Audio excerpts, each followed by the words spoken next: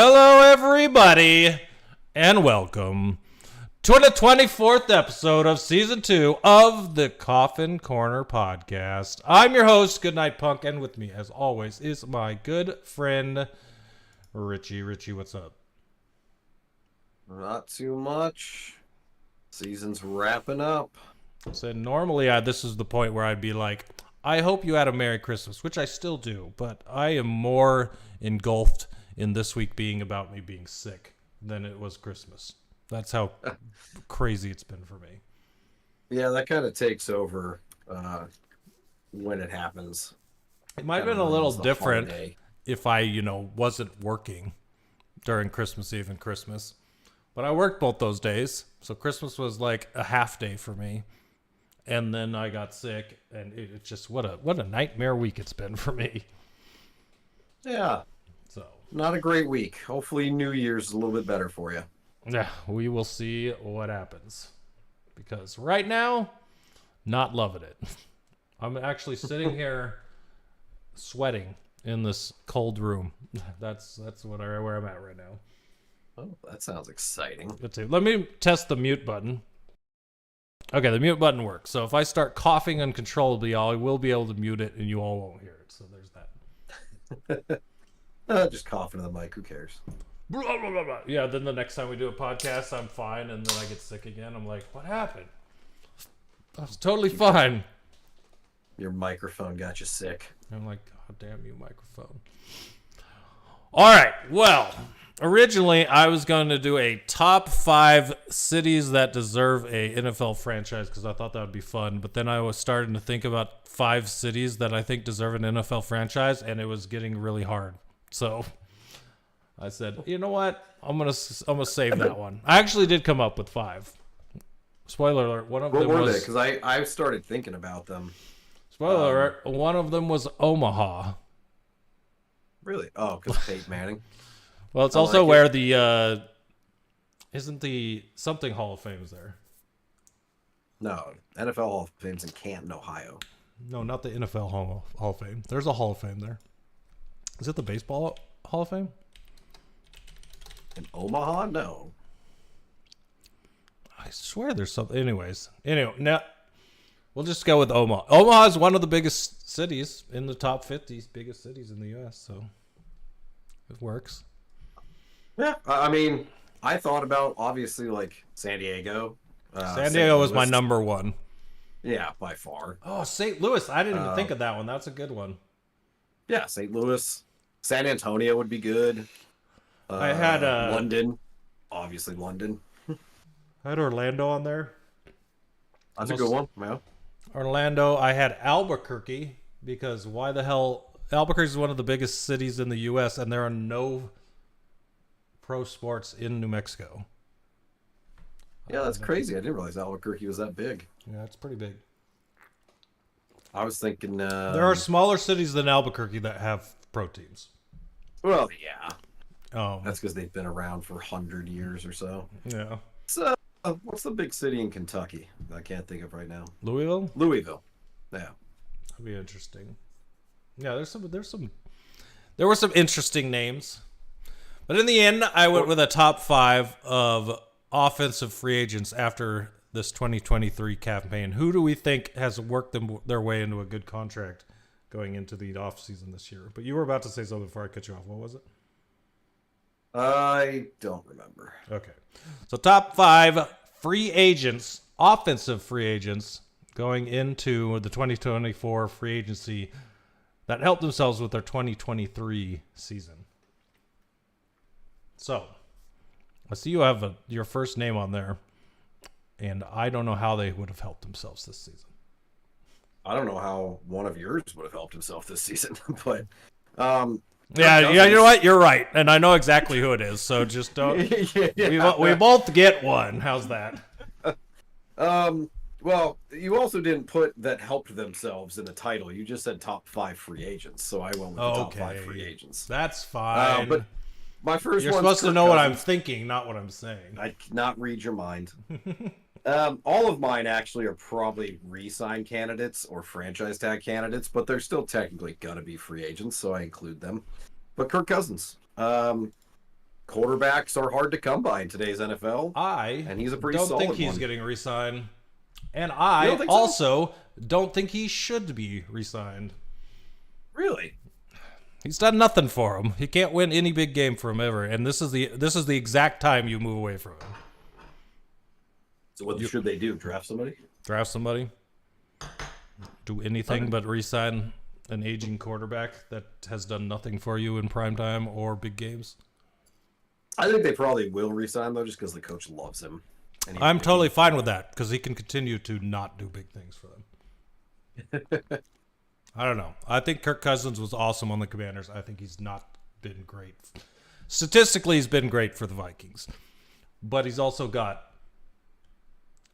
TJ Hawkinson, Justin Jefferson, Jordan Addison now. KJ Osborne's good. Like, he has weapons. So they have one of the better receiving cores in the NFL. Which is why I think if you go with a different quarterback, you're probably going to be fine. Well, we'll see how they do with Jaron Hall and they just have Nick Mullins and all that. So the problem is if they've been watching Nick Mullins throw passes, they're probably like, we should re-sign Kirk. Oh. Yeah, if you want to compare Nick Mullins to Christian Kirk Cousins, Kirk Cousins. You definitely want Christian Kirk Cousins back. That would be a Wheel of Fortune answer. Before and after Christian Kirk Cousins. Yeah. Hey, we're making them for him. My first one is someone we talked about a couple weeks ago. Was it last Thursday the Bengals were on Thursday Night Football? No. I can't remember. 2 weeks ago. T. Higgins. The current owner of my favorite catch of 2023. Yes. But T. Higgins, every game Jamar Chase has been out so far, and just throughout the entire season, T. Higgins has been a crazy good receiver. Going into a free agent year, and I'm looking at my list, and I would guess that there's probably maybe 2 on here that do not get franchise tagged or re-signed. T. Higgins is on my has to be re-signed or franchise tagged for that team. I don't know if they can financially re-sign him is the problem. If they can't, the T. Higgins market is going to be massive. And the contract he gets will be huge. Let's see here. What you got, Magic Man? Actually, so according to Over the Cap, they're going to have $70 million in cap space next year, but they have a lot of people to re-sign.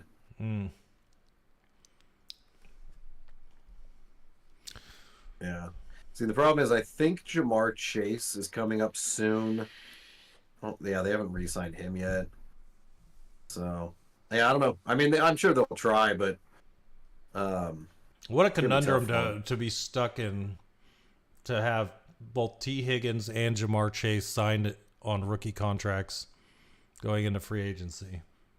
Yeah. That's crazy. And T. Higgins being a second rounder. Second round. Massive. Yeah, it's going to be huge. Yeah. And good for him. He deserves to be a number 1 receiver. He was before Chase got drafted. Yep. True. Who's your number 2? My number 2 is also a receiver, Michael Pittman Jr., coming off his rookie deal, looking to get paid. The Colts would be idiots not to re-sign him. They've got a quarterback on a rookie deal. They don't really have much else besides Jonathan Taylor that they're paying. So, yeah, he should be paid. Oh, yeah, Michael Pittman is so good. This season, he's awesome. What's he at right now? 1,000 yards, 4 touchdowns on a team that's middle of the road. 6'4" receiver. Those are the types of numbers I like to see. When you get over 6'3" as a receiver, I like that. But he's 6'4", 220 pounds. He is a strong receiver. So I like it. Yes, he is. I have him on my dynasty team, and I'm happy with him. Nice. Yeah, that's a good one for sure. Mine is the man who just cannot stop having 1,000-yard seasons. and that is Mike Evans. And it does not matter who his quarterback is, because I think he's on his 4th quarterback. It's 4 at least in his career. And he just goes for 1,000-yard seasons. He's on, let's see, how many does he have now? 1, 2, 3, 4, 5, 6, 7, 8, 9, 10. This is his 10th season. He's got 1,000 yards every season he's played. Mike Evans, he might be 30. Consistent. Just dropped out of his 20s. He's still young, still good. 6'5", by the way. 231 pounds. Big receiver, big plays. I could see him, if somehow the Buccaneers were dumb enough to let a Calvin Johnson-like receiver for them go, that would be crazy to me. Because Mike Evans has the same type of numbers that Calvin had. Yeah. He's just dominant and consistent, and 1,000 yards every year. The dude's, he is a, and now they may re-sign him to a 1-year deal, but I think they'll try to keep Baker, Godwin, Evans, all of them together, because they're doing all right this year. I just want to look at the career records for all-time receiving real quick. He is, where are you? Mike Evans, 34th for yards, which is literally one below Calvin Johnson. Wow. Mike Evans has 11,588 yards. Calvin Johnson had 11,619. And let's see for touchdowns. He is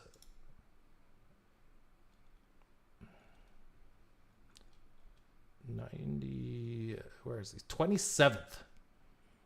One touchdown behind Eric Dickerson.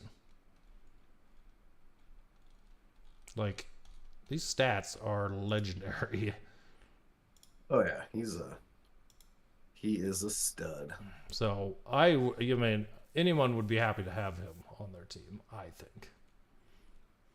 Absolutely. And there are a lot of teams that need receivers out there. Oh, for sure. Like the Cardinals, because my number 3 is Hollywood Brown. I would be surprised if they didn't re-sign him. He traded for him for Kyler Murray, but that was the previous regime that did that. So, new GM, the previous regime doing dumb things. You got a team full of receivers under 6 feet tall. That ain't never gonna work, especially when your quarterback is under 6 feet tall. Well, hopefully they'll have Marvin Harrison Jr. next year. How tall is he? I wonder. Marvin Harrison Jr. I think he's over 6 foot. But yeah, Hollywood. I mean, when he's healthy, he's been good, but he just struggles to stay healthy, and it hasn't helped that Kyler's missed some time when he's there. But I don't know. That's another one. I don't know if they re-sign him. Pittman, I'm sure they will. Hollywood, I could see him actually testing free agency. I have a feeling he's gone, and I think that. No, it was Buda Baker that was talking about trades at the beginning of the season.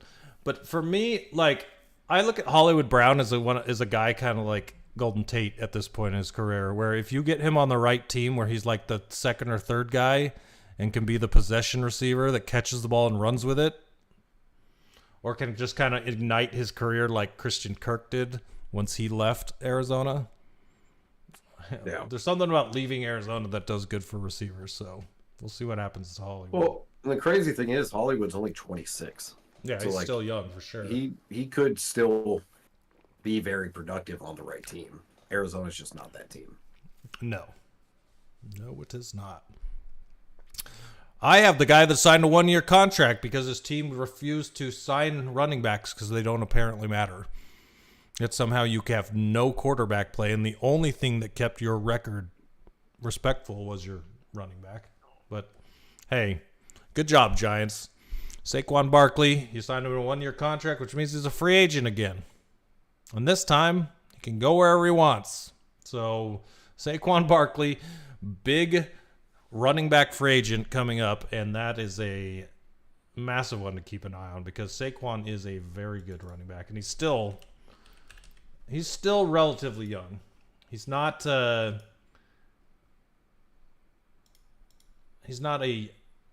rookie running back. He's 26, but even still, even after his injuries, he's had multiple season-ending injuries. But the last 2 years, he's played the entire year. So, well, it says here he's played 12 games this season. So he has been hurt a little bit this season, but not like season-ending injuries.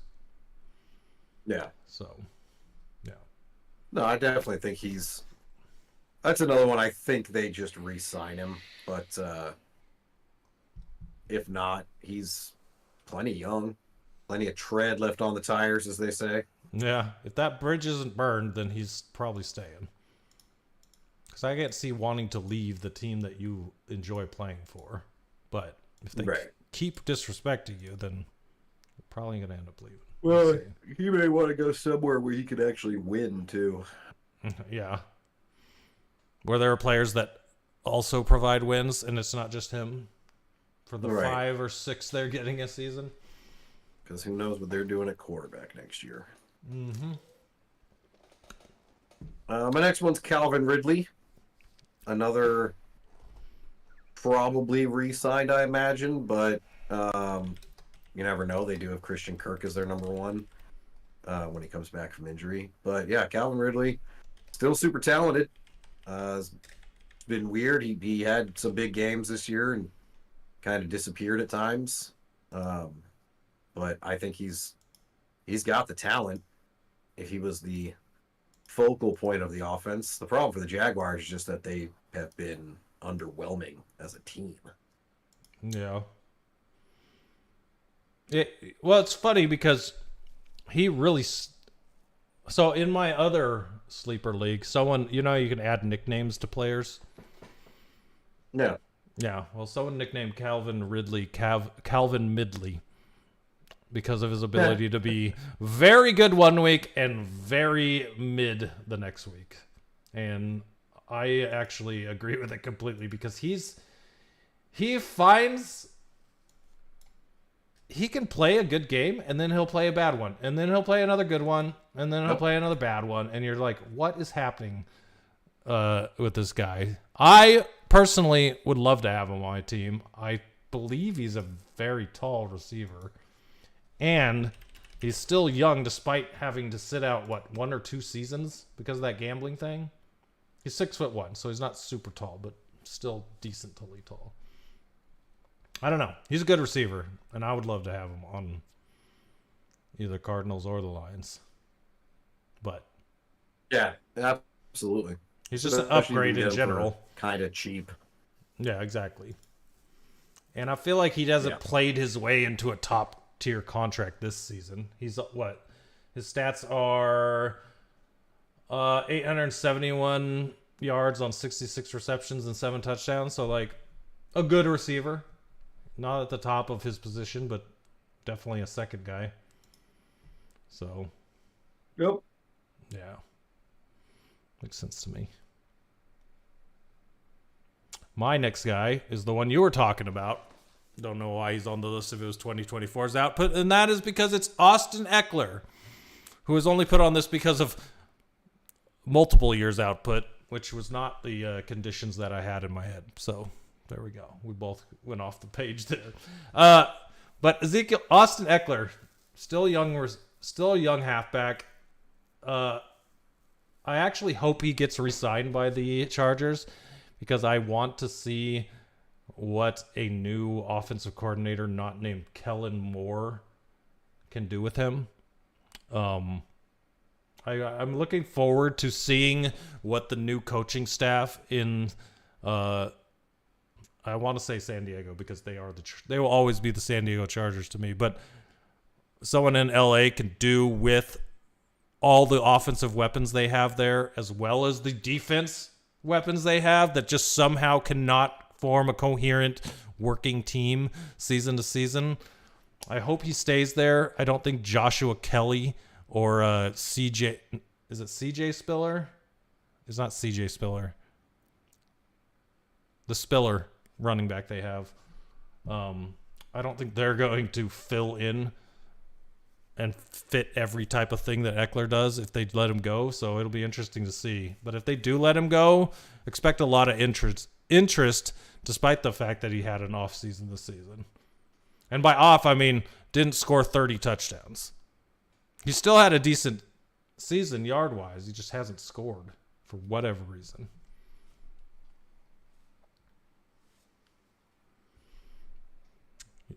I'm having internet issues, sorry. You look like you were scouring the internet for stats or something. Nah, we're getting like every other word is coming through when you're talking because of my internet. Oh, that's fun. Hopefully it works, but yeah, you're talking about Austin Eckler and all the new coaching staff. I heard that part, and I agree. Hopefully, whoever they get actually utilizes all of their talent because Brandon Staley ruined it. Although I don't know if they're going to be able to keep Keenan Allen and Mike Williams. I've heard rumors that they're going to have to cut them because they're over the cap and they can save like $40 million, I think it is, if they cut both of them. So it'll be interesting to see what that team even looks like next year. I say if they have to cut both of their receivers, I don't even know who's left. Quentin Johnson, who's underwhelming. Yeah. So yeah, that'll be interesting. Well, Eckler, if he re-signs and for the Chargers, good. Otherwise, I think he's going to be like an Ezekiel Elliott, like secondary back somewhere, just because he's going to be 29 next year. But the thing is, like, he could be very useful as a pass-catching running back out of the backfield if a team uses him like that. Yeah, and everybody needs that secondary pass-catching guy. Every team uses 2 running backs nowadays. Dude, for real. Like, Lions did it last year with 2 different running backs than they did it with this year, and it's still working for them. So, yeah, it's crazy. My last one is not going to be a free agent as of right now, but I'd be willing to bet money that he ends up being a free agent, and that's Russell Wilson. Yeah, that's insane. That news this week was just out of fucking nowhere. Yeah. Because the Broncos had been on a tear until like a couple weeks ago, and then Sean Payton just blows up on Russell Wilson and apparently hates him. I don't know, but yeah, I think they end up cutting him, and who knows where he goes? Is he going to be like Carson Wentz and disappear, or is he just going to stick around somewhere else in Washington? Maybe I don't know, man. It's going to be here's a fun off season. Here's a more interesting question that if you asked me, I wouldn't know the answer to. Would I rather give him a try or Mitchell Trubisky? I'd rather give Russell Wilson a try. Trubisky had his moment this year and failed, whereas Russell, I thought he was having a good season. I don't know what Sean Payton freaked out about.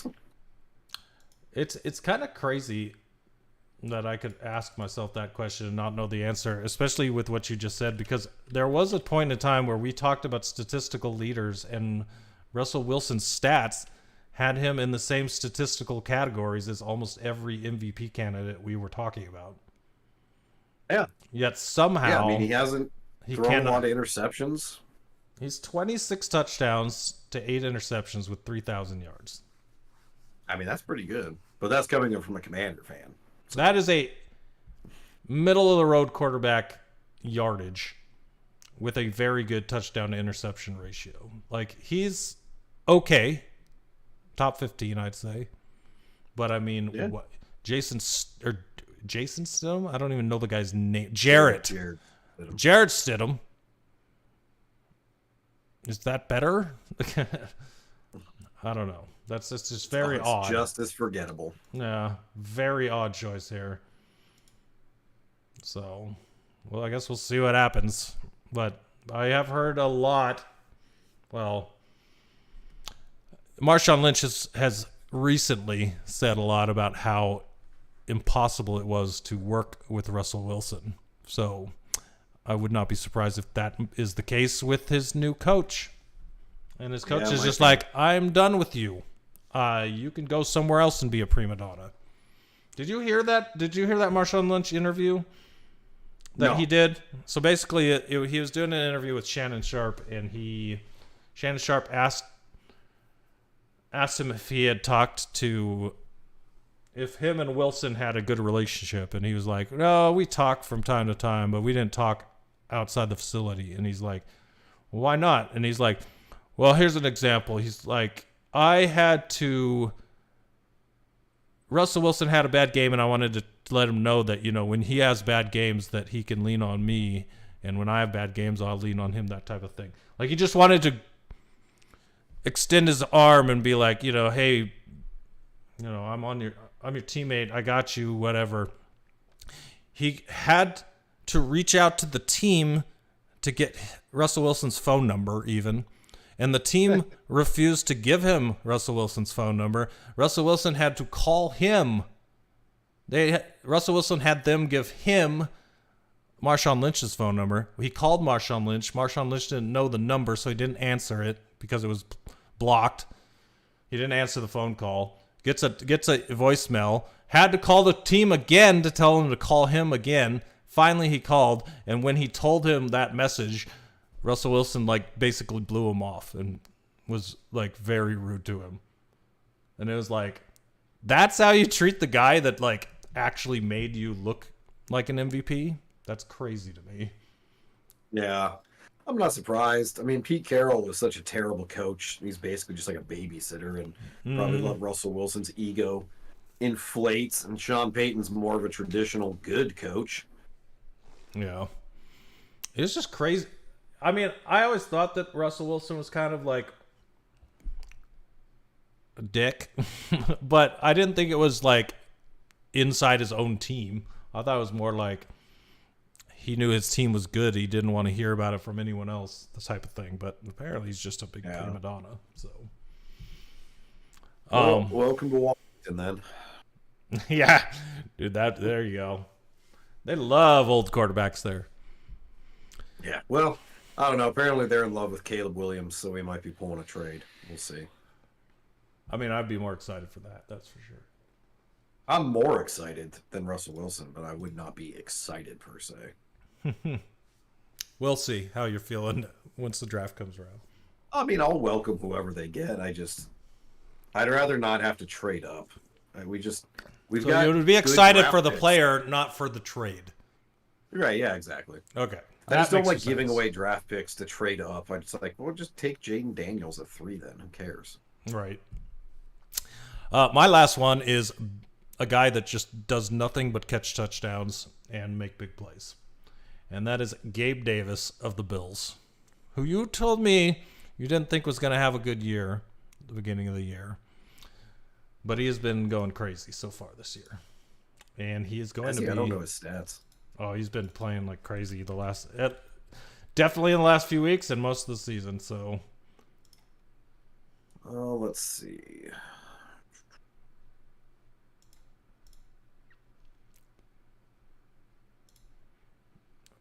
His game log for the last 725 yards, 7 touchdowns. Okay, so maybe not in the last 2 games before the last one, but then before that. See, my memory must be off. Was he hurt those 2 games? Anyways, last week against the Chargers, he went off. 6 targets, 130 yards. Against Philadelphia 3 weeks ago, 12 catches, or 6 catches, 105 yards. 2 catches for 56 yards against Denver. 9 catches, 87 yards against Tampa Bay. 6 catches, 100 yards versus Jacksonville. He's had some big games this season. If we want to compare here, this is more like a Calvin Ridley type wide receiver you're drafting or you're signing. Not a number 1 guy, but a definitely very good number 2. Yeah. And I would actually rather have Gabe Davis than Calvin Ridley, if I'm being honest. It's hilarious because if you watch the Bills TikTok and you watch Bills players when they're joking around, they always talk about Gabe Davis. Always. I remember this may not be the best example for his reputation, but I remember a Bills TikTok about 3 months ago where they were asking every player, which player on the team would you not let date your sister? and 95% of them said Gabe Davis. It was hilarious. That's a shining endorsement. Yeah, they're like, I've seen multiple things like that where they're always, or like, who's the Joker on the team? Gabe Davis. Like, they're always, he seems like a guy that like everyone on the team likes. It's funny. I don't know. I just like Gabe Davis for some reason. Yeah. No, yeah, I think he's, and as the number 2 in Buffalo, I mean, he's outshined by Stephon Diggs, of course, but he could be like Christian Kirk, sign somewhere new and then just breaks out all of a sudden. So, Yeah. I mean, and you could get him a lot cheaper than you'll be able to have to pay for T. Higgins or Mike Evans. Yeah, exactly. Yeah, the next closest wide receiver on the Bills is Khalil Shakir with 29 receptions and 400 yards. So, yeah, he's doing a lot for that team. And if they do let him go, they're going to be in trouble. They got to find a second guy. Just for a little extra sauce on this, there's some QBs that are free agents I wanted to mention. You said Kirk Cousins as well. Ryan Tannehill is going to be a free agent. I don't foresee anyone signing him other than to be a backup. Oh, yeah, he's not Tannehill's anywhere. Done. Baker Mayfield is a free agent after this year. I would hope that the Buccaneers are re-signing him to be their quarterback for a while after this season, but you never know. I think they will, especially if he can lead them to the playoffs. I hope they do. He deserves it to keep bouncing around like he has been. Gardner Minshew, also a free agent. That one's interesting. I think he deserves a starting shot next year based on what he's done with the Colts this year, but the Colts may want to sign him just because Anthony Richardson may get hurt again. Yeah, just to be the backup to Anthony Richardson again. Yeah. I mean, that's not a bad gig. Derek Carr probably gets released. So, I mean, he could be a free agent. Yeah. Yeah, that's the end of the list for QBs on the top 100 from Pro Football Focus for free agents next year. It'll be interesting for sure. It's going to be a wild offseason, man. A lot of coaching changes, a lot of new moving receivers, running backs, quarterbacks. Like, it's going to be fun. I'm going to make a bold prediction that there will be no less than 5 rookie starting quarterbacks next year. On like week 1? Within the first 3 weeks.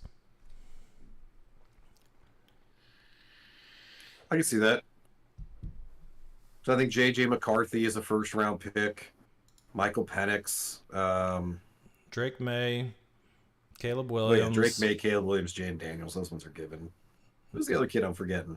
Michael Penix and... the one from Oregon State? Not Oregon State. Yeah. Yeah, Oregon State. There's Penix and Oregon State QB. It's not Oregon State. What is it? Washington State? No, it's Oregon's quarterback. Bo Nix. Bo Nix, that's it. Yeah. Yeah, Bo Nix. That's the other guy. Yeah, I mean, there could be 5 first-round quarterbacks taken. Possibly more. Who knows? But you figure, like, just going down the list, Washington, New England, they're going to take quarterbacks, my guess.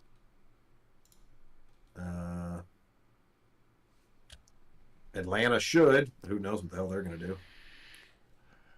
Well, it's just crazy. Denver.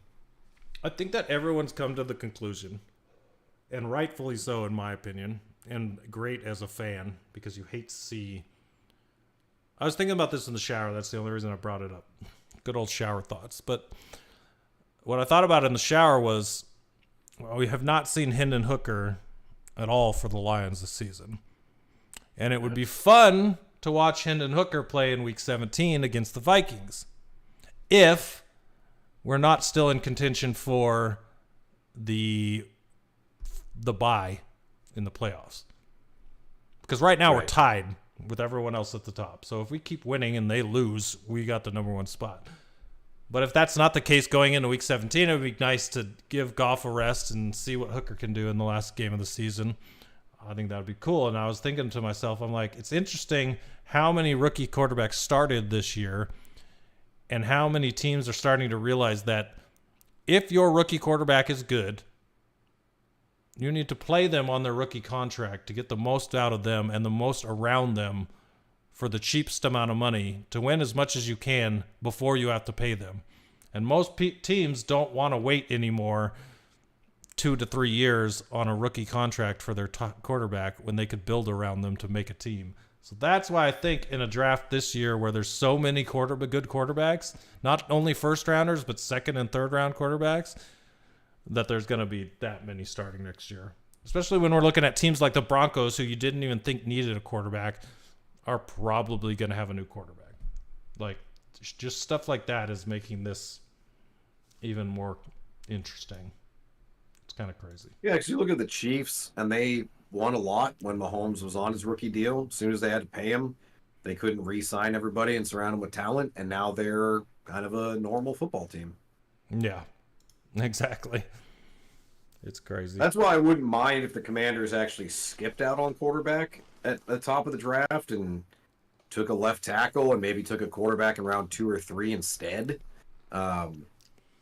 Just because, like, you look at what Jake Browning's doing in Cincinnati or Gardner Minshew in Indy, you don't need to have a top 5 quarterback in the league to win.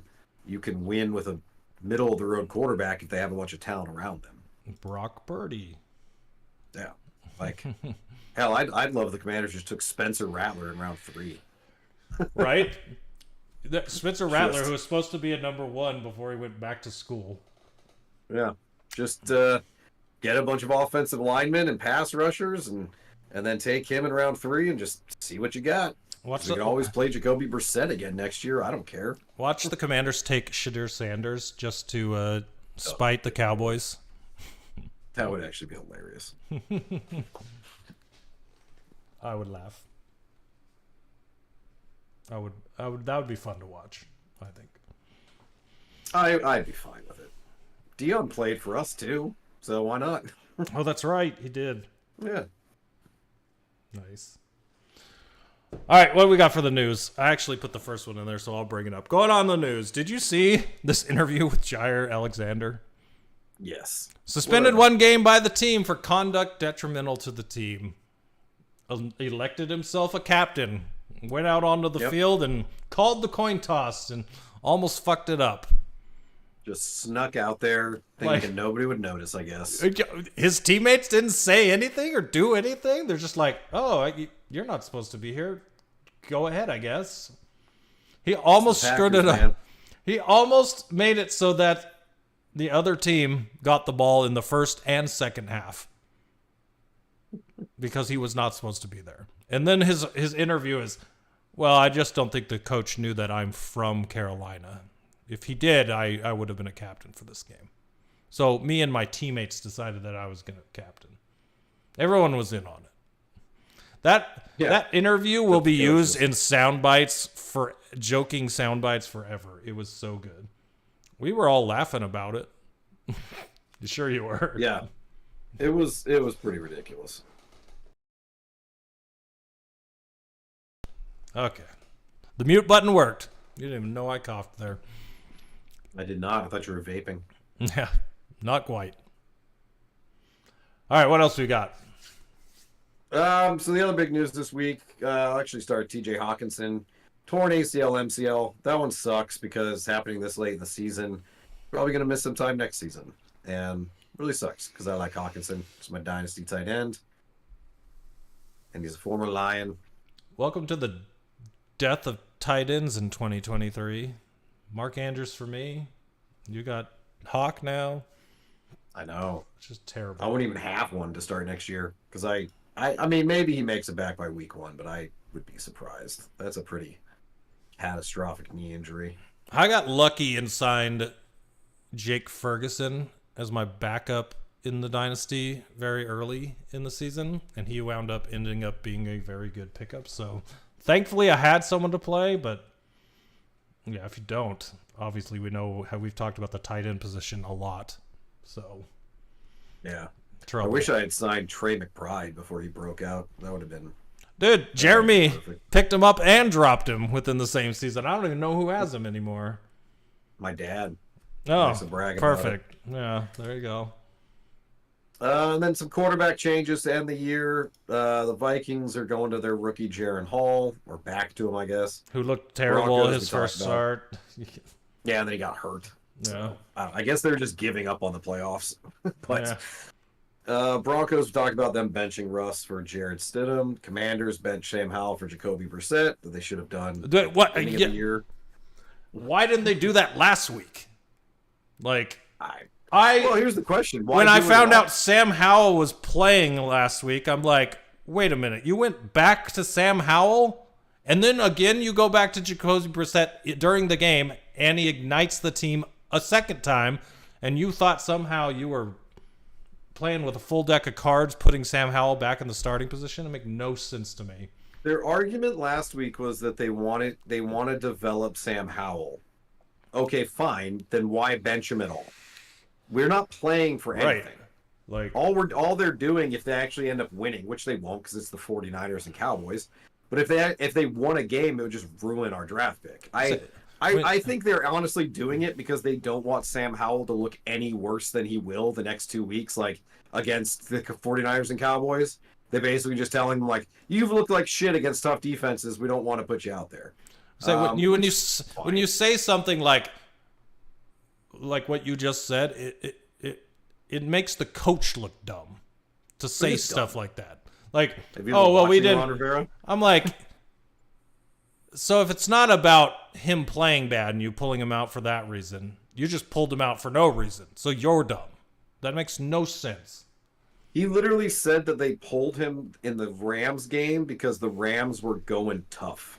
And it's like, yeah, it's football. So your quarterback's not tough? Is that like... Dude, Ron Rivera's just completely lost it. Like, he's... Yeah, I respect the guy. I think he's probably a really good leader, but he's a terrible coach. But either way, I just don't want Jacoby Brissett to go out there and actually win a game. I'll be pissed if they win in Week 18 against the Cowboys. I'm going to be completely honest and make a comparison here. I looked at the signing of Ron Rivera for you guys the same way I looked at Arizona State signing Herm Edwards. Loved it. Thought it was going to be the best thing in the world. Awesome coach previously. Great track record. Going to be awesome. Turned out to be a fucking train wreck and one of the worst decisions ever made. Now, I don't know if that's the same for Ron Rivera as far as worst decisions ever made, but we're now at the point where I'm like thinking the same things about him that I did about Herm Edwards when he was with the ASU. I'm like, when are you just going to leave and disappear?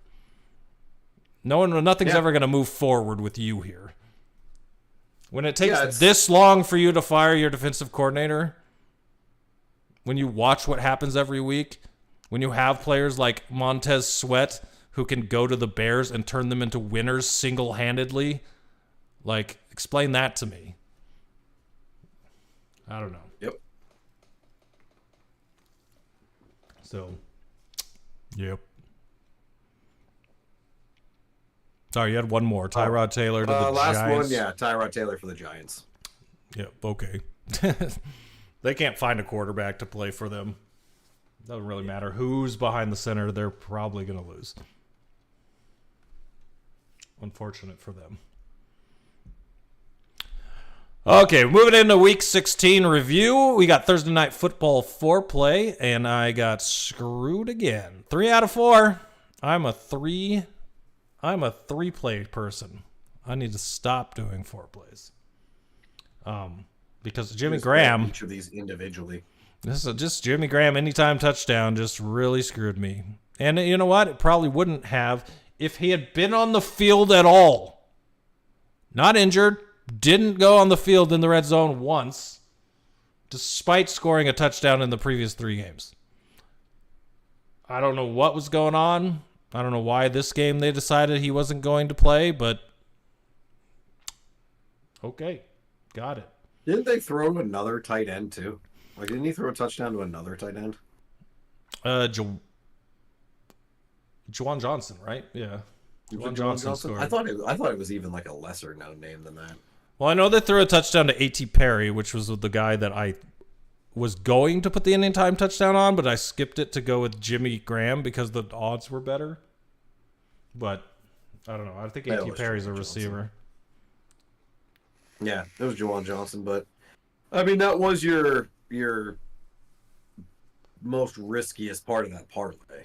Oh yeah. That was a plus 2,400 something parlay. Barely missed it. Damn. Yeah, that would have been nice. I got 3 out of 4 as well. I missed the Cooper Kupp anytime touchdown. Which is crazy considering how much points they scored. Yeah, and none of it was. I mean, the Kupp got a bunch of yards and catches, but yeah, it was all Puka though. He had a huge game. He did, which is good because Puka hadn't had a lot of touchdowns this season, so that worked out well for him. Yeah, good day for Puka.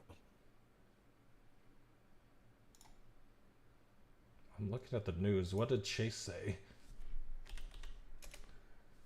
Chase adds fire to the fuel with digs at Chiefs.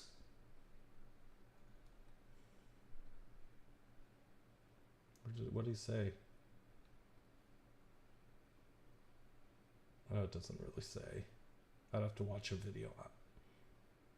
Oh, I hate that. Yeah, I'm like, put it in the article.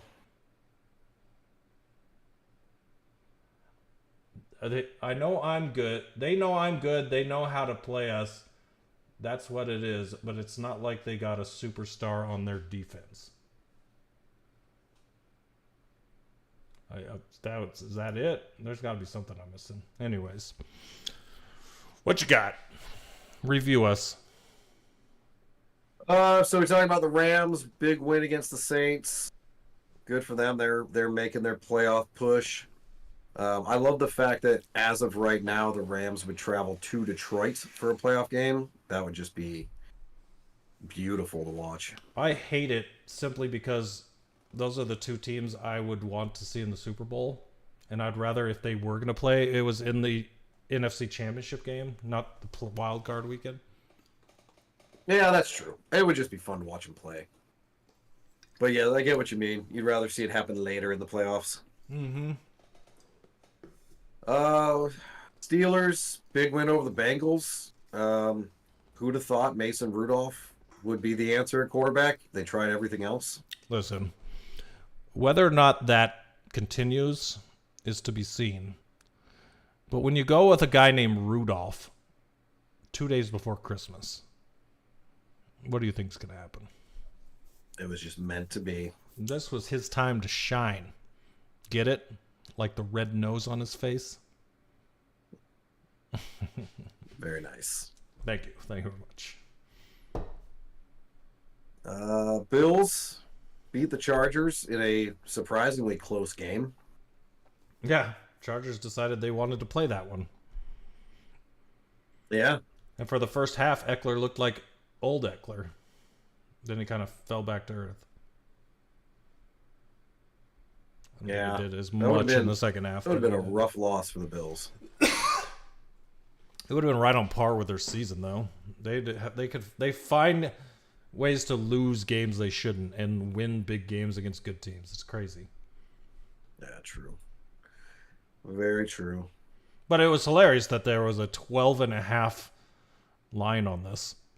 I'm like, really? Do we think the Bills are going to beat anyone by 12.5? That never happens. That's how bad everybody thought the Chargers would be, but just like the Raiders, new coach comes in and motivates. Yep. Exactly. Falcons beat the Colts. Big win for them. They hang out in the NFC South. The Colts hurts their playoff chances, which just sucks because I'd rather see the Colts in the playoffs than the Falcons. I know obviously two different conferences, but I agree completely. But I gotta stop. I gotta stop picking against Heineke. That guy just wins. That's what he does. Yeah. Kind of crazy. What's next? Packers beat the Panthers barely. I was really hoping the Panthers would win this game. Yeah, I love the tagline on this from ESPN2. Jordan Love Packers survive rally by Panthers. Win 33-30 to keep playoff hopes alive. Well, keep hoping because the Vikings are better than you as far as record goes. And or not, no, you got the same record, but you're playing each other this week. So, yeah. Good luck. One of you Well, two the is problem going for the Packers is the Seahawks and Rams and number 2 NFC East team are the 3 wild cards. Like, there's no room for the Packers. Thank God. That's one team I do not. Well, you know what? I wouldn't. No, I can't even say that because they beat the Lions. I don't want to see the Packers in the playoffs. No, I absolutely don't. I don't want to hear about the Packers in the playoffs. Yeah, that's what will annoy the shit out of me. I'm done hearing about them for this year. Yeah. I'd like for them to lose the Vikings, mathematically eliminated, and go away. Kind of like Aaron Rodgers. Yep. Browns, Texans, Amari Cooper single-handedly knocked me out of the playoffs in a fantasy league. So, caps off to Amari Cooper. Dude, 50-something point game. Yeah, he murdered me. Huge in my toilet bowl matchup. Yeah, very useful there. I am now in the... well, this toilet bowl is for the number 1 pick, so... I am now in the toilet bowl for the toilet bowl championship to win the number 1 pick. Unfortunately, Amari Cooper didn't play this week, so I should make that change next year in some of my leagues. Make it because, like, for me, when I'm not in the playoffs, I don't look at my there's team. no reason to do anything. Yeah. So it would actually make it more interesting if it's like, hey, if you win the toilet bowl, you get the number 1 pick. Like, I like that. You can still keep picking up players, trying to get better and try to win the toilet bowl. Yeah. It just makes a lineup instead of just leaving TJ Hawkinson in your lineup because you don't give a shit anymore. Yeah, exactly. So, Browns, Lions get the win over the Vikings. Huge game. Good win. Divisional title clinched. I don't mute button on that one. Yeah, I missed that one. I don't know when it's supposed to get here, but I bought my NFC North divisional title hoodie immediately that day. First division title since I've been a Lions fan, so that's crazy. I buy a shirt every time the Commanders win the division, even though it never amounts to shit anyways, but I've got a bunch of random division winner gear in my closet. Yeah, see, right? Like, I have stuff that I've bought in the past where, like, I have a U of A hat from when they won the World Series. I think it was 2012, the College World Series. But I don't usually wear, like, stuff like that because the next year it's like, oh, what did that mean anymore? You know? But for this one, it's the first one. And I had to have it since it was the first one. I'm going to wear the shit out of it. So, pretty excited. I will say this. I don't know what they were doing the rest of the season, but starting Melifonwu at safety has been the massive spark that defense has needed because Melifonwu is a beast. He's getting sacks, QB pressures, interceptions, pass deflections. The guy is a literal monster. It's crazy. And then when he intercepted that ball in the end zone to ice that game, I was screaming in my living room. It was insane. That was a great win. And next week, or this weekend, I should say, Gardner Johnson's back. So, oh, nice. That's exciting. We just keep getting better defensive players back right in the time we need them. Did you also see that Gardner Johnson changed his name? No. Yes, he's now gone the way of Ocho Cinco. His new name is CD Deuce. CD Deuce? CEEDYDUCE. His name is now CD Deuce. Why? I have no idea. I thought his initials were CJ. Listen, I don't know why he changed his name to this. That's really weird. Yeah. I'm very curious now to know what the significance is. That does he wear number 2? Is that what it is? Like, I'm assuming he has to wear number 2. Yeah, he wears number 2. But yeah, it's funny. I just typed into Google CD Deuce. CD Deuce Instagram. CD.Deuce. I'm assuming that's his Instagram. Gardner Johnson announced on social media that he was legally changing his name to CD Deuce. I don't get the CD part. It says people call me CD on the football field or Deucey. Again, I get that. You wear number 2. Yeah. I don't know. That is a news story that I plan on following in the off season. Yeah. What's up with you, CD Deuce? I'm gonna just DM him on Instagram, been like, so what's the CD? Like, not CJ Deuce? That's just now I'm completely distracted trying to figure out why. Why is it CD? All right. Jets beat the Commanders. Jacoby Brissett almost ruined everything and won a game and cost us our higher draft pick. So glad that didn't happen. I'm glad that the Jets decided to start winning after they were eliminated from playoff contention, so that we didn't have to hear about Aaron Rodgers might be coming back for a few more weeks. Well, then they played the Browns tonight and did not. Then went back to losing. Oh, that's right. They're still playing that game. Yeah, they just beat the Commanders, who are our worst team. Let's see. Well, didn't they win the week before too, right? They beat the Texans a couple weeks ago in a rainy game where CJ Stroud looked like shit. Oh yeah, that's the one where they won 30-6. That's funny.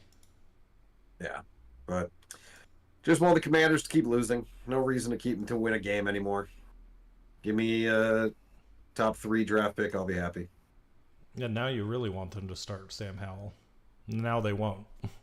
Yeah, actually, I wish they were just starting Sam Howell, but I honestly think that the reason they're not is because Eric Bieniemy loves Sam Howell and wants to keep him as the starter next year. But if Sam Howell looked any worse than he already does, there'd be no way. Like, the fans would be like, no, you need to get a new quarterback. You can't do that. You can't keep getting away with it. So yeah, I think they're just trying to protect Sam Howell's image for next season, which, again, fine. Surround him with more talent and better coaching and see what happens. But, all right, what's next? Sam Howell's definitely one of those people where I'm like, new coaching staff's like, this isn't our guy. Yeah, I'd be surprised if unless they're just planning to promote the enemy. I don't know what the hell they're planning on doing. Step 1 is just firing Rivera on January 8th. That's all I care about. Roll with whatever happens from there. Black Monday. Yep, it's gonna be fun Monday. Get the national championship and Ron Rivera getting booted. Seahawks beat the Titans, keeping their playoff chances alive. It's looking more and more like they're gonna sneak in as a wild card. Whatever. I mean, Bucks beat the Jags. Jaguars they're up and down ridiculously, but very happy for Mayfield. He deserves it. He deserves a home. He's earned it in Tampa Bay. Yeah, are the Jags even going to make the playoffs? I think they're still technically winning their division, but it's close. They're all 3 tied for first. 8-7, 8-7, 8-7, 8-7. Like, we'll see what happens. Well, it's funny. The Colts and Texans are also the 7 and 8 seed, tied with the Steelers and Bengals. So I mean, you could have 3 AFC South teams making the playoffs. That is one. Sad to me. Yeah, could be 3 or could be 1. Could be. What is up with the AFC? Wild 2 weeks. Bears beat the Cardinals. Yay. I mean, I don't know. I hope the Bears win out and have the same record as both the Packers and the Vikings. Which can't happen because the Vikings play the Packers, so one of them's going to be one win better than the Bears, but well, the Bears play the Falcons this week, so if they win that game, Like they'd be 7-9, and then they play the Packers. They could finish 8-9, and they'd finish above the Packers at least. Yeah. I don't know. It'd be hilarious to push, because I know the Bears are already out of playoff contention, right? I don't think they've been mathematically eliminated, actually. Oh God, I hope they win out. Nope, they haven't. I would love to see the Bears make it and the Vikings and the Packers not somehow. If the Bears beat the Falcons to go to 7-9, the Falcons would be 7-9. Yeah, the Bears technically are not eliminated. So if they do win out and some other magical things happen, they could find themselves in as the 7 seed. They're kind of scary lately. Their defense, like you said, Montez Sweat turned that defense around all by himself. They're like, it's crazy to me how much signing him or trading for him has done for that team. Yeah, it's good. He's a leader. He's a leader in the clubhouse and a leader on the field. Did you see that dance he was doing? I think it was 2 weeks ago. I was watching the game, and like he got one of his teammates got a sack, and they started doing a choreographed dance. And the announcer said, he's only been here 4 weeks, and he's already had time to practice dance moves. I just laughed. Like, yes, sir. Yes, he does. Priorities. Dolphins beat the Cowboys. Fantastic. I just love seeing the Cowboys lose. It warms my heart. I'd love it because Patriots beat the Broncos. I didn't even watch this game, to be honest. Wait, that means that they're a game behind the Lions. I thought the Cowboys? I thought the Cowboys had the same record as the Lions. The Eagles, I think, have the same record. Yeah, currently Eagles it's the 11-4. 49ers and the Eagles that have the same 11-4 record as the Lions. Yeah. Because the Eagles lost the Giants. Oh, no, they beat the Giants. Who did the Eagles just lose to? I don't know. The Cowboys. Yeah, they lost to a bad team, though, didn't they? A little bit ago? They did that as well. Weren't they on a I guess 4-game the losing streak? Seahawks, in my mind, they're a bad team. Yeah. But yeah, the Lions, because the Eagles play the Cardinals and who else they play? The Giants. Yeah. But the 49ers play the Commanders and come on. Rams. So maybe if the Rams can beat the 49ers and the Lions can win out and the 49ers or the Eagles lose to the Giants, I think the Eagles have more chance of losing to the Cardinals. But Yeah. I don't know. There's a possibility the Lions still get the number 1 seed. The main thing is beat Dallas on Saturday. Yeah, that's the big thing. That's the trick. That is the one. Patriots, Broncos. I didn't watch this game. I was watching Christmas movies with my parents. Yeah, I didn't watch that game either. Someone explained to me how 2 very bad teams is the Christmas Classic or Holiday Classic, whatever they called it. I don't think they expected them to be bad, though. I'm like, this is the game you give us as the Christmas Classic, the game we're all supposed to hang out on Christmas Eve and watch together? Because I would rather watch Christmas movies, to be honest. Yeah, exactly. That's what we did. Here's funny. Russell Wilson's stat line: 25 of 37, 238 yards, 2 touchdowns, no interceptions. That got him benched. 2 fumbles. Yeah, he took 5 sacks and lost a fumble. Oh no, he didn't even lose any fumbles. He just fumbled twice, but they both got recovered. Yeah. But that's the thing. It's like I don't know. I don't know what Sean Payton just probably hates him, like you said. Is Stidham a rookie? Thing. No, Stidham's been around for a while. That's not the guy from like the 5-year starter at Alabama or whatever. No, that's Stetson Bennett. Oh, okay. Well, then I really don't understand this.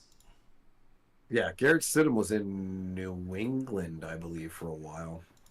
Yeah, he's 2019 drafted. Yeah, he's from New England and Las Vegas. Yeah. Okay. Career 58% completion rating. They just hate Russell Wilson. Yeah, that Raiders beat the Chiefs. I loved this game. I loved everything about it. Yeah. I just watching the Chiefs struggle. I have nothing against the Chiefs. I don't hate the Chiefs by any means. I just don't like teams that constantly win and constantly get adoration. And the Chiefs just are not. They're an average team this year. Like everybody needs to accept it. Don't like you raising a fuss about officiating when you receive all the calls. So now when I watch you lose to the Raiders, I laugh because I laugh. Oh, it was delicious. Too freaking bad. What are you going to blame this one on? Nothing. Yeah. You just lost. So. Well, and the other thing too, I want to look at his stats. Russell Wilson's thrown 14 interceptions, which is his career high this season. And it's like, that's not the officials. That's just you. I'm sorry, Patrick Mahomes. I was like, Russell Wilson. Yeah. But that's not the officials. That's just he's averaging 6.9 yards of completion, which is the lowest of his career. Like that's all him, bro. So our sleeper league, not our dynasty league, but the other one I'm in, has been around for 4 years. The first year I drafted Mahomes in the second round, and I've had him as a keeper ever since. This is the first year I'm not keeping Patrick Mahomes. Yeah, I wouldn't. I'm like, I took him number 1 overall when we started our dynasty 3 years ago, and now I'm just pissed at him. Yeah, because it's like, get better value. He's a second round keeper for Patrick Mahomes. I'm like, I can get anything in the second round. Because now I can keep Sam Laporta for a 9th rounder and Kyron Williams for an 8th rounder, and then pick anything else, probably Amari Cooper for a 5th rounder. And then I have my entire first 4 rounds open. Like last year, my keepers were Eckler in the first round, broken. Mahomes in the second round, okay. At least he wasn't hurt all season. And then Amari Cooper. So it's like, I'm not doing that again. I can find another quarterback. Yeah, exactly. You just draft a quarterback in the first round, even if you wanted to, and somebody better than Mahomes. I hope next year in actual receivers to throw to. My hope next year in that league is to stack a quarterback with a high wide receiver I grab, and then try to grab a rookie I think is going to break out in a later round to hopefully have a keeper that's a late round quarterback and just keep that type of thing rolling. So we'll see what happens. I love stacking quarterbacks and receivers, especially when they're like in a reception league. Yeah, for sure. Yeah. Raiders beat the Chiefs. Eagles beat the Giants. We just talked about that there. Yeah, I mean, they should have beat the Giants. And then the Ravens destroyed the 49ers, which I also love to see. Because everybody thinks Brock Purdy is an amazing quarterback when all he really is a good game manager. 4 INTs. I mean, you talk about people who succeed with weapons around them. That's exactly all he is. You put Brock Purdy on any other team and he'd be nothing. I don't understand people's MVP. But you'd have to give it to the entire offense. Yes, I don't understand the reluctance to. I mean, people had no problem saying that about Jimmy Garoppolo. He played for the same team. Why would it be any different? Look what Jimmy Garoppolo did when he went to Las Vegas. He got benched halfway through the season by a coach that brought him there because he liked him. So, I don't know. Give McCaffrey the MVP. Christian McCaffrey absolutely deserves the MVP. To me, the MVP would be a joke if Brock Purdy got it over Christian McCaffrey. I think it'd be a joke if Lamar Jackson got it, which is what the announcers were all talking about after that game. They were like, oh, Lamar Jackson deserves MVP now. It's like, no, he also has not done anything this year. McCaffrey. Yes, exactly. I literally saw Richard Sherman piss off Keyshawn Johnson to the point he walked off a set by bringing up actual stats on why Lamar Jackson should not win MVP this year. But the actual stats for the last 5 years, quarterbacks have last five quarterbacks that won MVP have accounted for over 75% of their team's touchdowns. Lamar Jackson this year has only accounted for 55% of his team's touchdowns. Yeah. And the only reason he looked good last week against the 49ers is because the defense had, 5 turnovers? That's the only reason. You give a guy a short field, of course he's going to look good. Nothing against Lamar Jackson. I think he's an amazing quarterback, but he's not the MVP. No. It's and the only reason they want to give it to a quarterback is because they don't feel like they can give it to anybody else. And that's just dumb. Then just call it the best quarterback award. Yeah. Like, McCaffrey is by far the most valuable player on that team. Yeah, easily. He's the most valuable player on any team. Yeah. I just hope he continues to stay healthy, because when he stays healthy, he is a game changer. Oh, we missed your chat, BMZR. Hey, guys, just tuned in to say hello and wish you a Merry Christmas and a Happy New Year. I'm ill with... Yeah, that's a German. I wasn't even going to try to say it because I don't know. Don't Google it with pictures or video. Got it. Well, I'm also sick, BMZR, and so I feel your pain. I am on the sick list, the injured report. I will not be playing this weekend. So, hope you have a great one, and you also have a great New Year. And I'm sorry you're sick now, but yeah. Oh, is that how you say it? I wasn't even trying. That's what it looks like. That is what it looks like. It's got the word spritz in there. It's got the word fall in there. I'm assuming it's toilet related. I mean, oh god. I don't speak German, but that one seems pretty easy to translate. I feel like you're onto something there. Yeah, I mean, spritz to fall. Like, yeah, it's like shits to fall. You know, we're probably in the right headspace there. Yeah. Well, thanks for checking in, BMCR. Good to see you, buddy. Go Lions. Feel better. By the way, BMCR, there's something you said in our Discord that I wanted to point out. When we were talking about the Lions making the playoffs, you said we make the playoffs. Are you a Lions fan now? I'm just asking because if you are, I'd love that for you. I'm sure he's supporting them for you.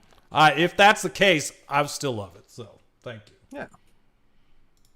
So I did a Sunday night foreplay because A, I didn't pay attention to this week's game, and B, I didn't care about this week's Thursday night game. But Cowboys-Lions, I'm all for betting that game. Several things there. First off, it's not Sunday night. It's Saturday night. It's actually Monday night on Saturday. So it's enough Saturday, Monday Night Football? Yes, exactly. I thought that was funny when I saw it. They're like, welcome this week on Monday Night Football on Saturday night. I was like, why do we have to say it like that? That's just very confusing. And then you were like, my Sunday Night Football vet. Like, what day is this game? S&M. Exists in a netherworld. Yeah, exactly. Earth 823. I can't bet on this game because I always jinx everyone I bet on, so I'm not even touching Well, this. Here's the thing, and I apologize for doing this. I am in 1 fantasy football championship after being in 4 semifinals last week. Mm-hmm. Yeah. My opponent is starting both Jahmyr Gibbs and David Montgomery. So I bet them because either my bet hits and I lose my matchup, or my bet doesn't hit and I win my matchup. Well, not win it, but I'll have a better chance of winning it. So if I jinx the Lions to win a fantasy football championship, I apologize.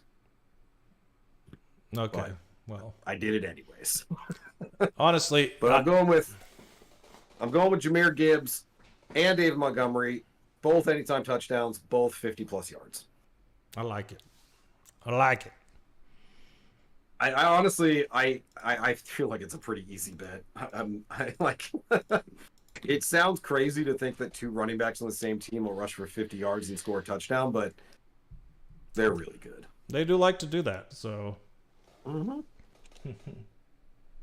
See, what you should do is bet on the Cowboys so that if the Lions win, you're happy, and if they lose, your bet hits. The problem is when I do that, my bet also loses because one You guy gotta bet just simple things. one guy didn't do what I needed him to do. Do like Cowboys money line and CeeDee Lamb anytime touchdown and Dak like throwing 1+ touchdowns, like simple things that if it breaks because Dak doesn't throw a touchdown, there's no way the Cowboys win without Dak throwing a touchdown. We'll see. What I'm going to do here is the pacifist challenge and just completely abstain from betting or picking this game. Oh, I'm even gonna pick it. Interesting. Nope. All right. I can't get a loss again for the third week in a row if I don't even pick the Cowboys to beat us. That's true.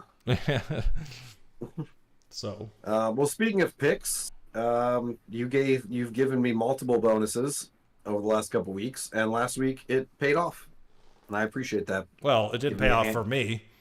It's like if we were bowling, my handicap would be like 250, and I would only need to hit 50 pins to get a 300 game. Yeah, there you Didn't go. really have to do much. Dude, when I was calculating this, typing the W's every time I lost one and you won one, I'm like, oh my God, he's going to be ahead of me. I didn't realize that I had done that well. Like, I thought we would be still pretty close. Oh, I knew that most of the ones you put the triple bonus on the opposite of me, that I had lost those games, and I'm like, oh God, this is going to be a terrible week for me. Well, you also had a down week for you at 8-9. I went 17-6 with all those bonuses. I should check because that might be the first week I was under 500. It has to be. You've been on a tear all season. Yep. You should check though. But yeah, so now for the season, you only have a 5-point lead. You've let me close the gap. I appreciate it. Well, that was the goal. So now we can have a little more fun with the last few weeks because Yes. when I was ahead of you by double digits, less fun that way. Well, I started chucking Hail Marys up and they were not landing very well. It was like Darnell Mooney dropping them in the end zone. That's what was happening. Just kick it away. Just knock it away from myself. I was like, I don't need this. All right. Well, we're starting with the Lions and Cowboys, which you say you're not picking, correct? I will not be picking this game. All right. I hate to do this, but I'm going to pick the Cowboys. They are at home, and they only win at home. So I'm going to go with the Cowboys. Dan abstains. Yeah. Abstains. All right. Cardinals at Eagles. Eagles by 11.5. Eagles. I don't think there's a question. Yeah. I don't think that the Cardinals would allow themselves to win another game. They are in Here's the line funny to get thing, Marvin though. Harrison, and they need to take him. Here's the funny thing. I will not be surprised if the Cardinals win this game. Jonathan Gannon knows the team. He was the defensive coordinator. He might be able to scheme up a defense to stop them. He'll be motivated to beat his old team. I'm not going to pick them. Obviously, I'm picking the Eagles. But if they pull off the upset, it would not blow me away. It would be annoying for their draft pick, but it would not blow me away. Well, here's the thing. Even if they lost it, they would still then be... Even if they won it, they would still be tied with the Commanders and Patriots for that second pick. So I don't know where the tiebreakers land, but... They'd lose to Seattle in the final week, and... No. So Yeah, who knows? Anything can happen. I don't think they're going to win, but I could see it happening. I don't know. We'll see. It'll be fun, at least to watch. Yep. Patriots at Bills. Bills by 13.5. All right, so it's Bills by 13.5. That's crazy. Bills. Yeah, picking the Bills. I don't know. 13.5 is Falcons a at massive Bears. number. Bears by 3. I agree. Bears. I haven't picked the Bears in a while, and I don't know why, because the Bears are just ripping teams apart. They're mauling They've been teams. playing a lot better. They've also been playing weaker teams, though. But the Falcons are also a weak team. I was saying, going with for the Bears to say the Bears are playing weaker teams, how many of weaker teams are there than the Bears? So That's a pretty Cardinals, good indictment Falcons. for them. Right, that's what I'm saying. Like, they're not a lot, so they're doing good. Remember at the beginning of the season, the Bears were like the laughing stock of the NFL? Oh, yes, absolutely. It was crazy. I remember I was like, I'm never picking the Bears again until they win. And then they started winning. Yeah, and then they started winning, and it's like, oh, I guess I have to pick the Bears. I guess you told me. All right, Raiders at Colts. Colts by 3.5. I mean, here's the thing about this one. I keep having faith in the Colts, and then they lose. So, like, up until last week, they've been scoring almost 30 points a game. And What did they play last week? I forget. they played Atlanta and lost 29-10. I'm like, what? Yeah. But it was Heineke. I'm gonna have to go. God, I don't know, man. This is tough. I'm gonna go with the Raiders. Ooh, all right. Am I gonna go with the Raiders? Yeah, I'm gonna go with the Raiders. I think Max Crosby and that defense are gonna give the Colts fits.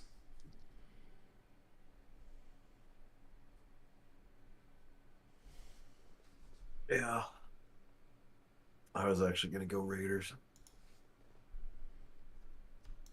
I'm going to go Raiders for now. I may change that. Yeah, they're That's a tough one. I like the Raiders in that one too. They've been playing a lot better since their interim coach took over.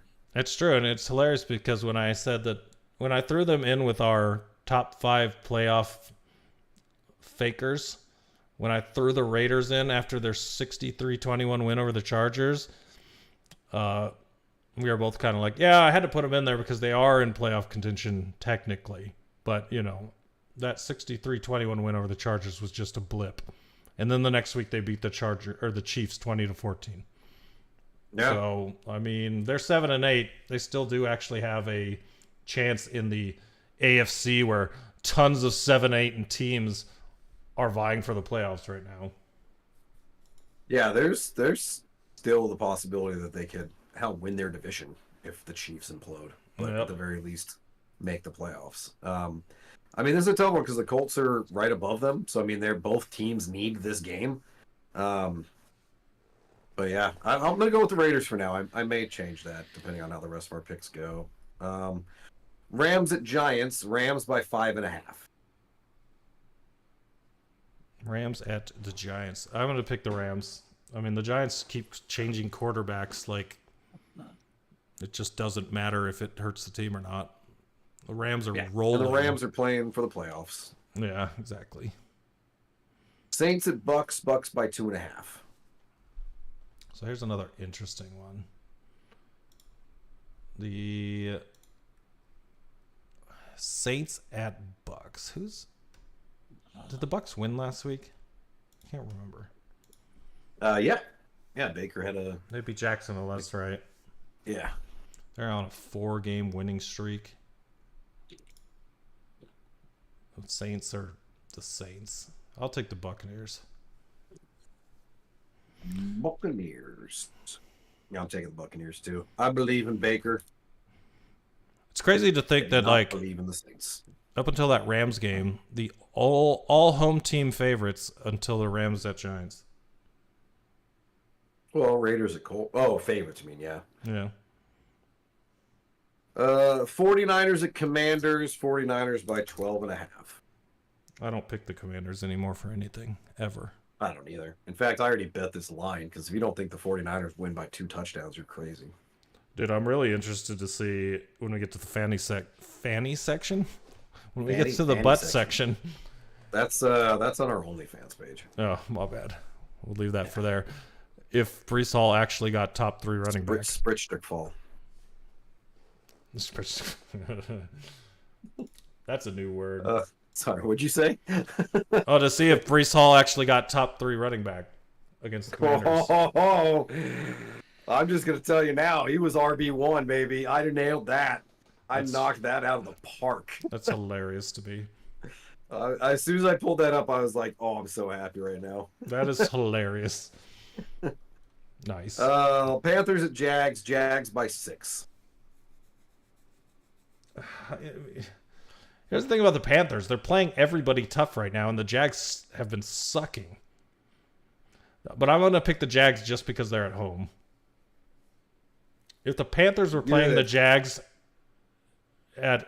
in Carolina, I think the Panthers would win. I'm taking the Panthers.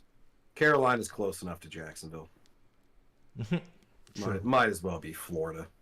Yeah, I think the Jaguars just look bad, and I got to do something different, and I like the Panthers to get a win here.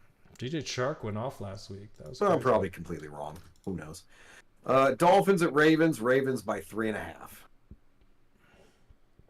Ravens 3.5.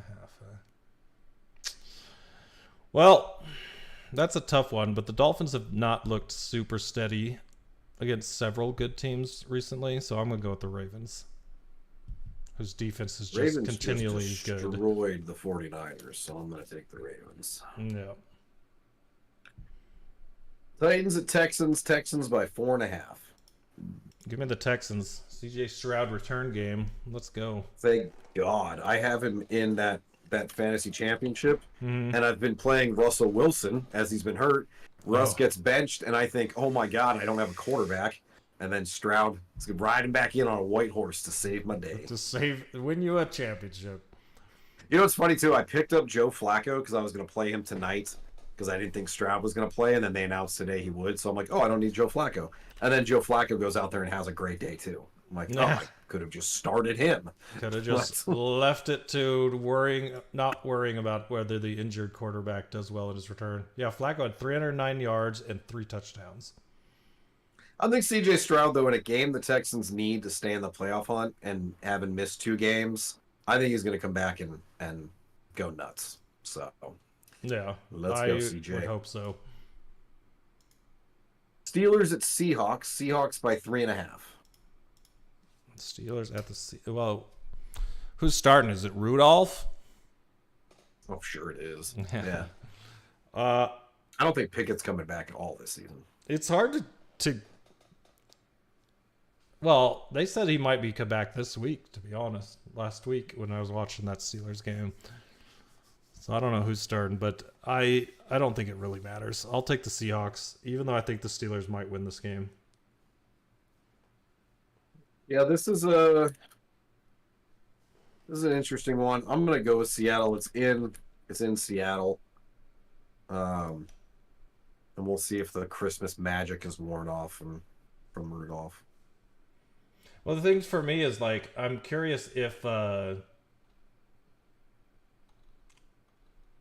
really would like to see the Steelers keep Mike Tomlin's winning season streak on the right side. You know what I mean? Oh, yeah.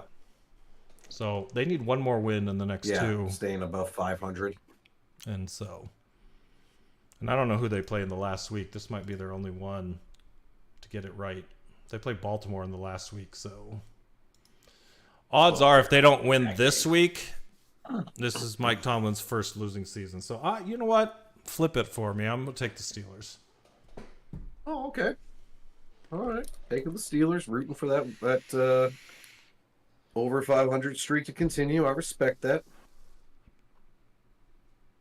Chargers at Broncos. Broncos by 3.5. With Jarrett Stidham after the Chargers almost versus beat Easton Stick. I mean, Easton Stick's played pretty well, decently. And you saw what they did last week. They almost beat the Buffalo. I'm gonna take the Chargers. Taking the Chargers. I just don't. What are the Broncos going to do without a quarterback? Because Jarrett Stidham is not it. I'm going to take the Broncos. Close enough to be different. At least Sticks played the last 3 games. This guy hasn't even played. I don't know. Yeah, I don't know. It's 2 bad teams. Yeah, it could go either way. I need to make up 5 points, so got to have something different. Bengals at Chiefs. Chiefs by 7. I think the Jake Browning magic is worn off, so I'll take the Chiefs. I think the Chiefs have to bounce back after losing to the Raiders. Yeah, I'm going to take the Chiefs too. Yep. If they lose this game, then I would officially start to panic in Kansas City, because that's pretty funny. Packers at Vikings. Vikings by 1.5. Vikings. The Packers are starting 2 undrafted free agent cornerbacks. Jair Alexander, their Pro Bowler, isn't even playing in this one in a game they need for to keep their playoff hopes alive, and they won't even let him play. That's all you need to know about what's going on with the Packers right now. I'm gonna go with the Packers. Just because that's Jaron Hall. I don't know what to expect out of him, and it's close enough to be different. What does that give us? 4 different. Yeah, that's good enough. 4 differences. We'll see how that leaves me for the final week of the season. We shall see. All right. I'm trying to figure out my bonus here. I'm gonna take.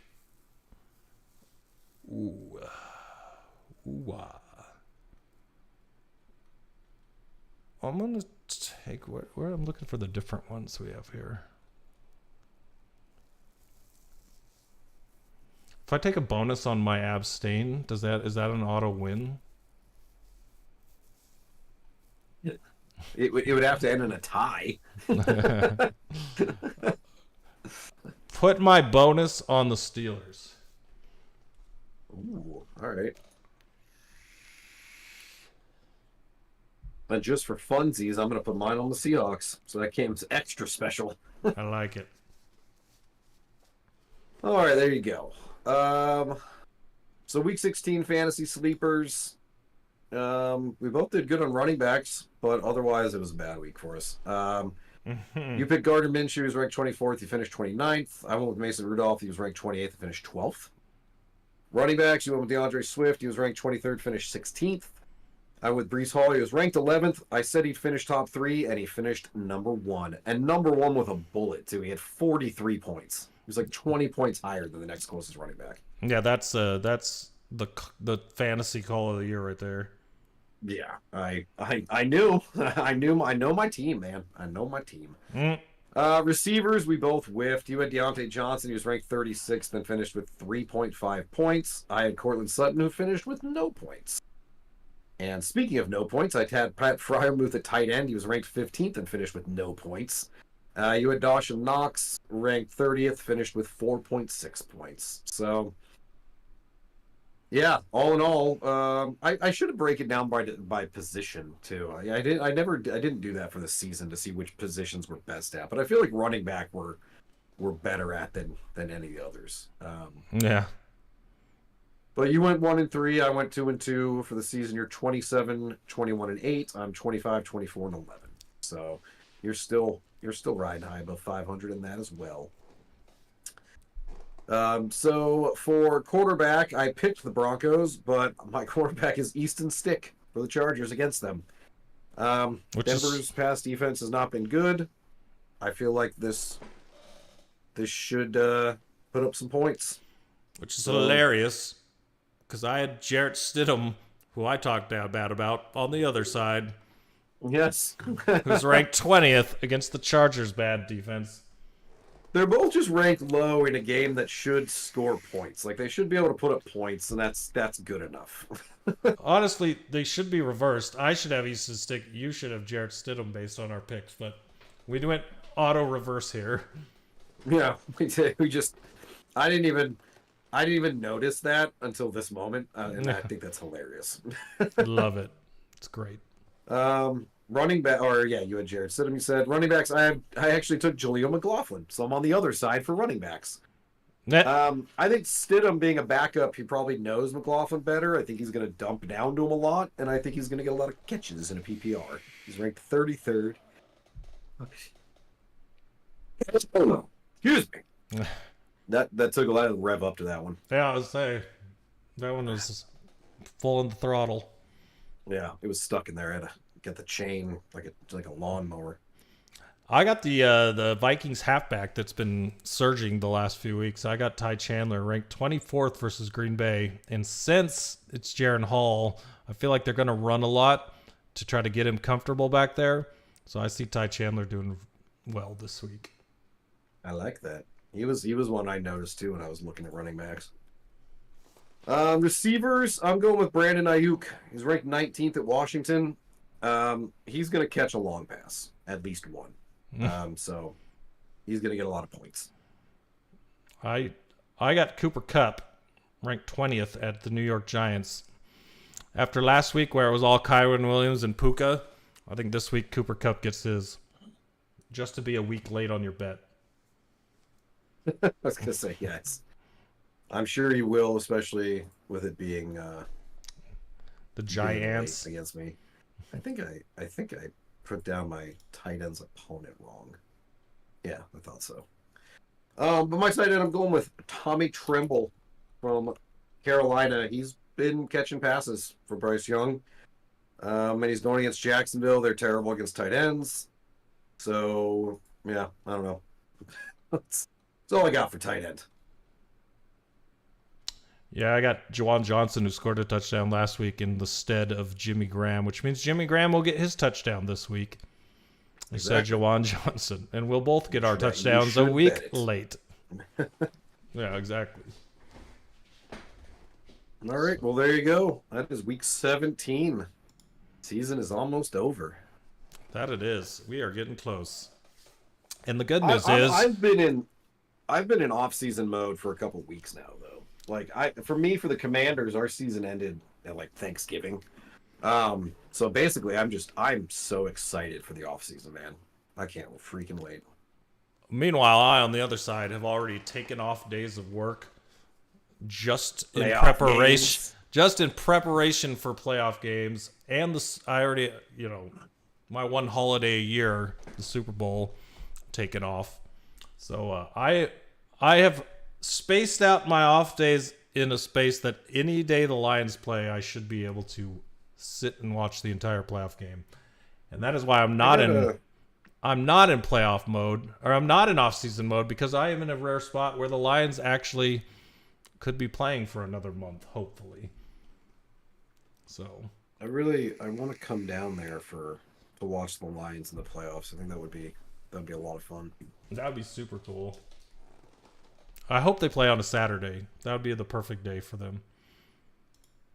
Yeah, it would. It would actually. Because I wouldn't have to drive home right away from Monday or Sunday night. Yeah, exactly. So, all right. Well, we'll see what happens, and we'll go from there. But that's going to do it for episode 24. Thank you, everybody, for listening. If you don't follow us on X, Twitter, go to Coffin Corners. You can find us there. If you don't follow us on TikTok, go check it off. Coffin Corner Podcast on TikTok. I posted a few videos recently. They're all about the Lions, so I'm sure everybody loves them. Taylor Swift one? No, I forgot.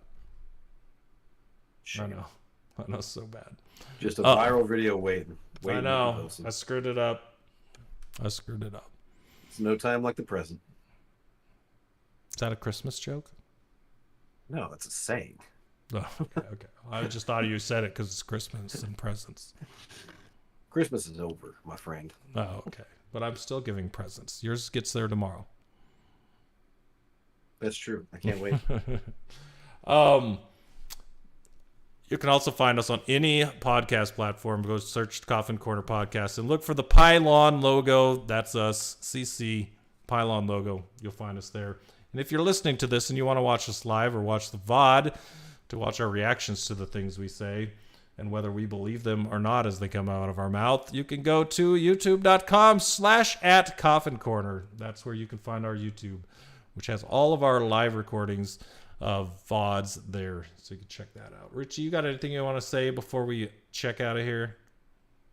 No. Nothing I can think of. All right, awesome. Well, to everybody out there, I hope you have an awesome New Year's and that you had a great Christmas. Enjoy another full slate of football this weekend.